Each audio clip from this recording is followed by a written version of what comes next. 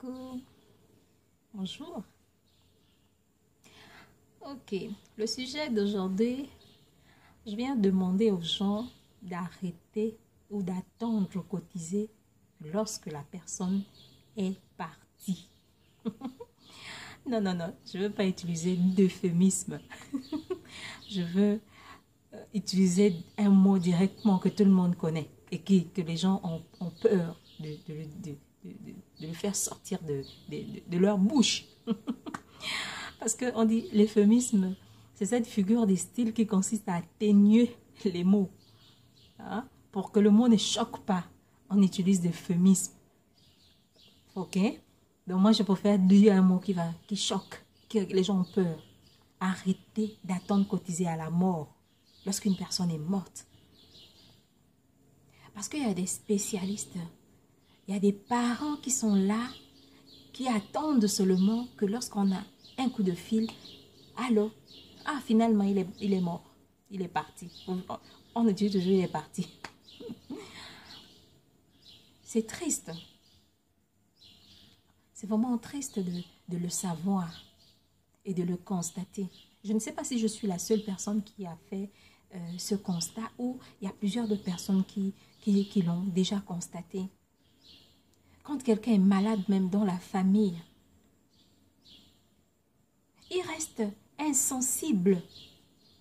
Ton frère est malade, ta soeur est malade, ton cousin, ta cousine, comme on utilise. Moi, j'aime pas toujours utiliser mon cousin, cousine là. Parce que nous sommes africains. Nos parents, nos aïeux n'ont jamais utilisé ça. On a toujours dit frère, soeur.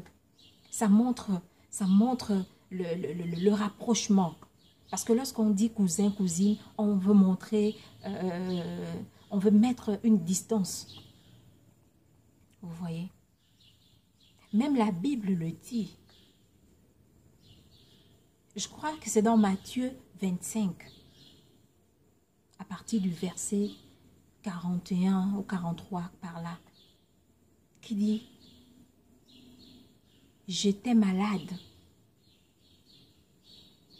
m'as-tu rendu visite ?» C'est très important. On voit l'assistance. Il faudrait apprendre à assister les gens, à assister ton frère, ton voisin, peu importe. Ok? C'est vrai qu'il y a des maladies qui sont rapides. Quand on dit une mort rapide, il est mort très brutalement. Parce que peut-être il a eu la maladie, 1 heure après il est mort. Oui, ça là, vous ne pouvez pas apporter votre assistance. Mais une personne que vous savez, il a fait 1 an, 2 ans dans la maladie, 3 ans.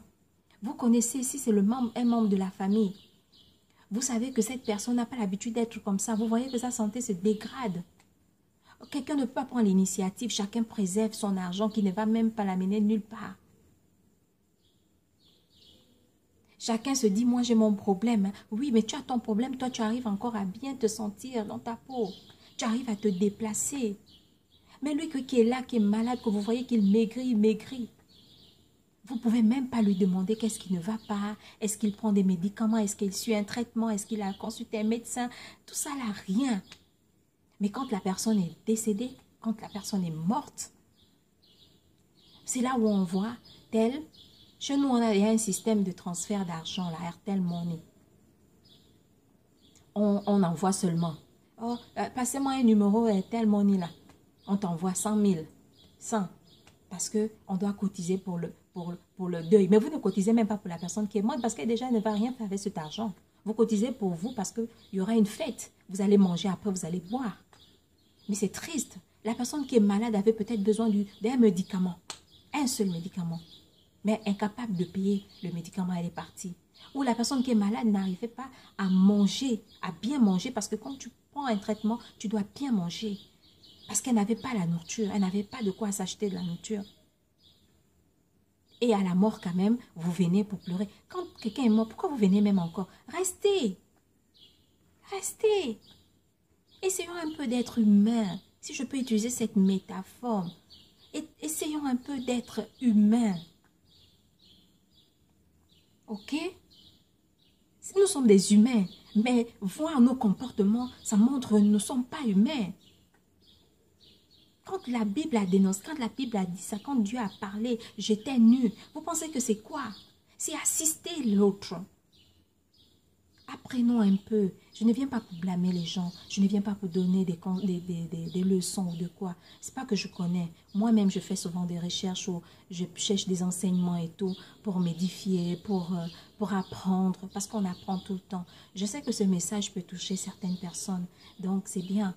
C'est pour ça que je disais que tout le monde pense et donc tout le monde peut faire une vidéo. Si nous tous, on peut venir et dire et dénoncer ce qui ne va pas, ce qui se passe, je crois que chacun de nous va commencer à prendre conscience et on va essayer un peu de tendre vers ce que Dieu veut que nous soyons.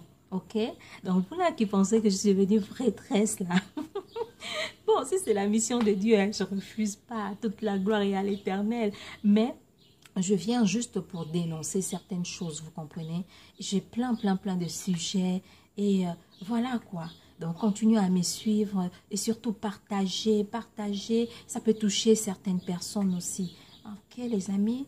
D'accord, bye bye. Je vous aime. Bisous.